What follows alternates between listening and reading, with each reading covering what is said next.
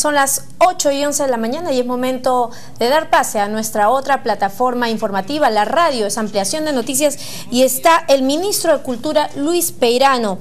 El lunes se publicará el reglamento de la ley de consulta previa y sobre este y otros temas va a conversar con nuestro director de noticias, Raúl Vargas. Puede abarcar cultura. Así es. Un ministerio que nunca tendrá todos los medios y metido en tantas cosas puede correr riesgos, pero en fin. Ya estamos ante este hecho real y lo que es más, aparentemente ya está listo el reglamento. Así es. ¿Cómo se ha caminado en todo ello? Bueno, eso es una de las tontas cosas que yo heredé. Cuando yo llegué ya estaba caminando esto. Existe un viceministerio de interculturalidad, como en todos los ministerios de cultura del mundo, y el propósito del viceministerio es justamente trabajar la relación entre las diferentes culturas que hay en el país. Tal vez por esa razón el gobierno anterior decidió poner allí el tema de la interculturalidad y como consecuencia de la aprobación de la ley se prefirió ponerlo allí. Hay un equipo muy interesante presidido por el viceministro Iván Lanegra e integrado por realmente un equipo extraordinario con muchos vínculos con la gente de la OIT, porque este es un proyecto que a nivel internacional tiene un prestigio enorme, ¿no? Mucha fuerza, además. Mucha fuerza porque es un país en el cual se respeta la diversidad cultural, se integra la opinión de las comunidades indígenas, y, en fin, se propone un sistema democrático de consulta a fin de poder desarrollar armónicamente los proyectos de desarrollo. Claro, teniendo en cuenta que en realidad desembocar en esta modernidad, en esta amplitud de miras, es muy bueno, pero existe pues todo un pasado pesado, es decir, en el sentido de que han habido sin duda muchas épocas en el Perú donde ha habido marginación, donde ha habido desprecio por una u otra manifestación cultural y finalmente también discriminación, diciendo, bueno, pero todo esto pues en realidad no nos va a colocar en el nivel de un país mundialmente aproximado a Occidente. O sea, ese es un primer nivel. El otro nivel en realidad es el de poder decir quiénes son los que participarán en esta consulta previa, con qué títulos, ¿no? Cómo se identifica a comunidades, en fin, hay tanta evolución en el tema étnico y en el tema sociocultural que tampoco es fácil, y por eso entiendo que el reglamento tiene sus bemoles, tampoco es fácil llegar a un reglamentarismo. Claro, por eso es que el reglamento que se discutió intensamente ayer en el Consejo de Ministros y que será publicado el lunes, el reglamento plantea una guía metodológica para la aplicación de este reglamento y plantea la formación de una comisión multisectorial, ¿no?, que de alguna manera va a liderar el manejo de este reglamento en función del cumplimiento de la ley. No todo se ha resuelto pues con una ley y un reglamento. Así es. Entonces, a propósito de la ley y del reglamento, la comisión multisectorial tomará la responsabilidad de manejar esto, de hacer esta consulta, dándole voz a todos los miembros de las comunidades en las que se desarrollen proyectos de desarrollo. Sí. Y el último tema allí es en realidad que consulta previa no significa consulta mandatoria, es decir, que en realidad siempre habrá un margen de potestad del Ejecutivo o del Gobierno Central para decidir si en efecto salen adelante o no los proyectos, porque de hecho estamos en los conflictos medioambientales a portas y a la vista, y ahí vemos que no hay pues coincidencias, ¿no es cierto? Así no es fácil llegar en realidad a un equilibrio en ese sentido, como no lo es, pero ni siquiera ya digo entre pueblos donde hay comunidades nativas.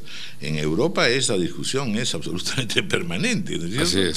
Así es esto. Así nomás ninguna comunidad acepta que he seguido el caso, por ejemplo, de un pueblito español que es el que ha decidido a comprar basura atómica. Entonces, es una cosa, es un escándalo, pero este es un pueblito de viejitos que dice, bueno, la verdad es que no hay peligro y ganamos lo que nunca ganaremos y entonces déjense de pamplinar, ¿no es cierto? Sí. Es un tema rico, es un tema complicado, pero al fin y al cabo necesitábamos un instrumento de estos. Ciertamente, ¿no?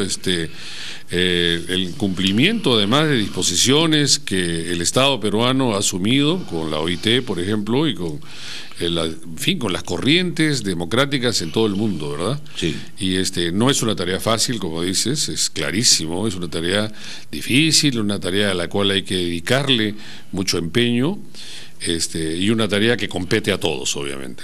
Bueno, vamos a ver ahora de nuevo la función ya general. ¿Qué es lo que se ha ido avanzando en el Ministerio de Cultura? En todas estas áreas, como digo, tan multiplicadas y todas apasionantes. Es decir, uno puede dedicar todo su esfuerzo a tener un ballet nacional tipo música, tipo México, que tú lo mencionabas. Sí. Y podría tenerse también un ballet a la europea, una gran orquesta sinfónica como la tienen, en fin, todos los países avanzados, desarrollar la ópera, educación musical, en fin. Tenemos una gama enorme de desafíos. Así es, y seguramente no mucho presupuesto. Claro, ¿Cómo has estado organizando la cosa? Bueno, justamente hemos estado elaborando con un equipo muy dedicado, realmente, muchas horas al día, justamente para poder componer un ministerio, ¿no? Porque tú has mencionado pues la parte más bella, que son los elencos artísticos, ¿verdad? Pero ahí pues el ministerio lo componen una serie de institutos y de centros en el que está la Biblioteca Nacional, museos, todos los museos del Lima y del Perú, ¿no? Todas las direcciones regionales, todos los monumentos arqueológicos del Perú tienen que ver con el Ministerio de Cultura, todos los proyectos especiales, ¿no? Entre los cuales hay algunos maravillosos, conocemos Machu Picchu, pero hay muchísimos que tienen un nivel tan alto como el de Machu Picchu, ¿no? Y entonces esto es una tarea pues compleja, ¿no? Está el Archivo General de la Nación, está la Academia Mayor de la Lengua Quechua, en fin. Entonces, lo que estamos haciendo es justamente organizar el ministerio. Tarea laboriosa, tarea difícil. A veces es más fácil construir un nuevo ministerio, como construir una nueva casa. Los arquitectos lo dicen, que es más fácil construir una nueva casa en un terreno plano que reformar una casa que ya está, ¿verdad?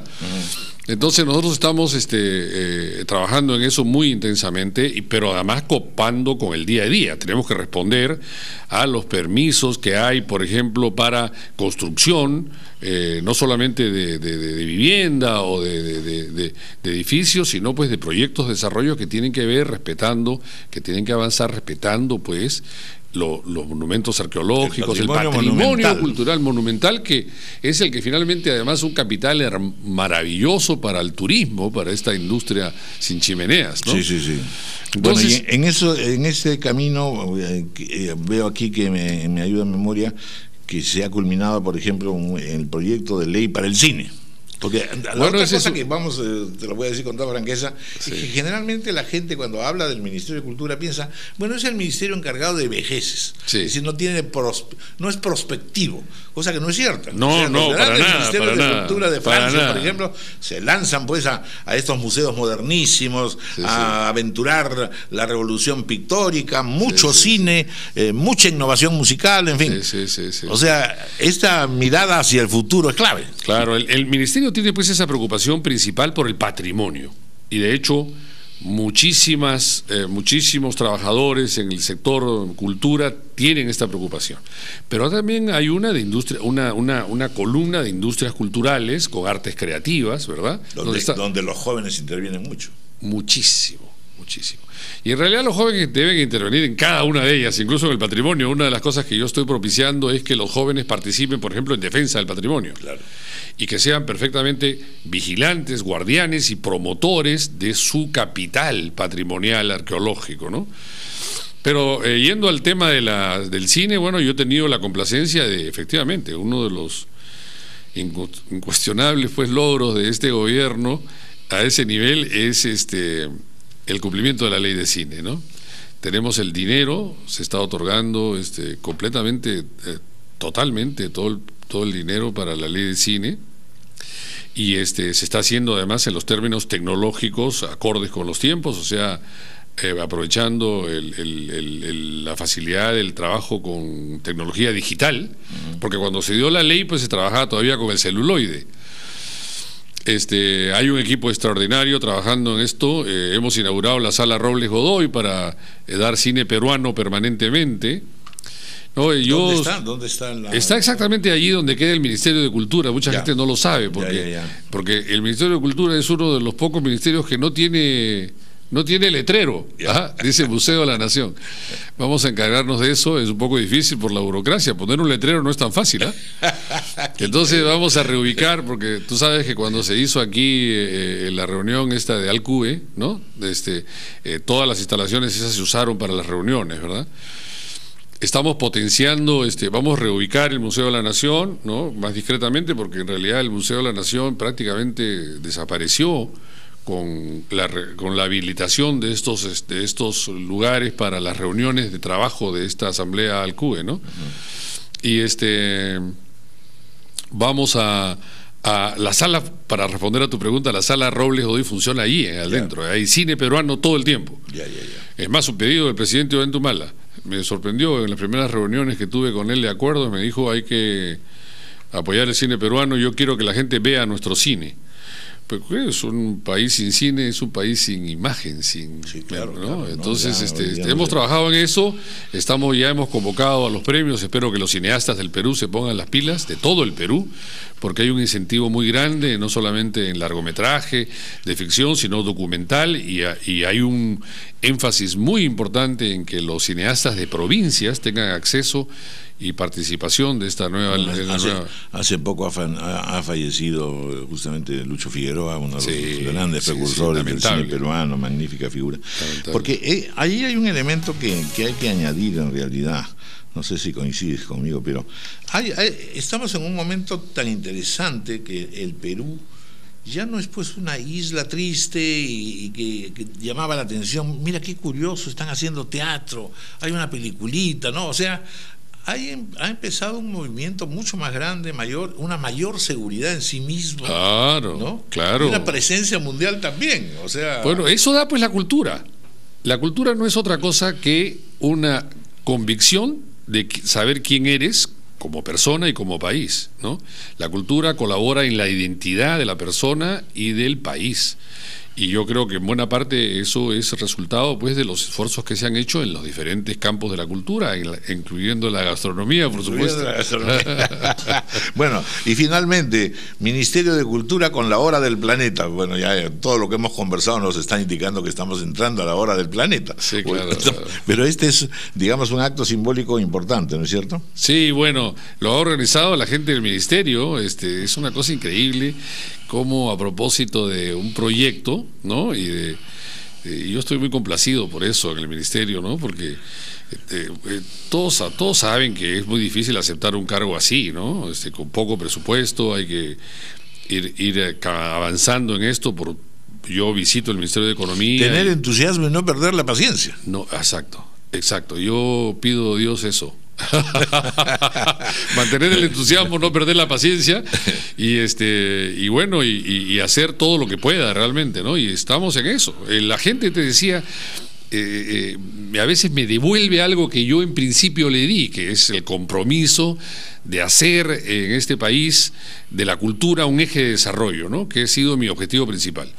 Y yo le he dicho al presidente Humala, bueno, no, en la hoja de ruta no se puede poner, digamos, un plan de desarrollo cultural, aunque hubiera sido bueno mencionar algo, pero ¿por qué? Porque ese documento pues tenía como objeto ganar las elecciones, digamos, y ponerse de acuerdo, generar pues consensos, digamos, en términos de lo que es el modelo de desarrollo, en fin. Pero luego los planes de desarrollo, el tema cultural es fundamental, ¿no? La sufriente Europa ahora dice en sus principales líderes que si hubieran puesto más énfasis en la parte cultural antes que en la económica, ¿te acuerdas que empezaron con el mercado común europeo, ¿no? Claro.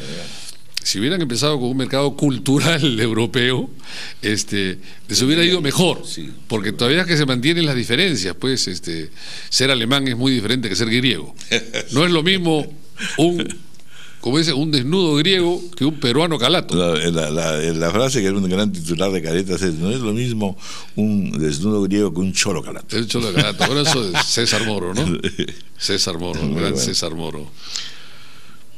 Bueno, entonces, felicitaciones realmente por todo. No, bueno, gracias por tu ayuda y por yo no he querido, pues, Abelardo Domínguez se quejaba de que había dado una entrevista antes en radioprogramas. Sí, pues no, nosotros. Bueno, veíamos la entrevista que le realizaba Raúl Vargas al ministro de Cultura Luis Peirano. Él, entre otras cosas, ha hablado de esta publicación del reglamento de la ley de consulta previa. También se ha referido a que ha culminado ya el Ministerio de Cultura el proyecto de ley para el cine. Dice que han trabajado un proyecto para 20 años, ojalá que se llegue a aprobar. Importante y también proyecto. Y la hora del planeta también. Y también ha hablado de la hora del planeta, ha dicho que ha sido una responsabilidad que ha asumido el Ministerio de Cultura, que hoy a las 8:30 de la noche van a concretar. Pero una de las cosas que sí ha dicho, como una suerte de autocrítica, ha dicho, nos falta organizar el ministerio, ¿no? Es una tarea difícil, ha dicho Peirano.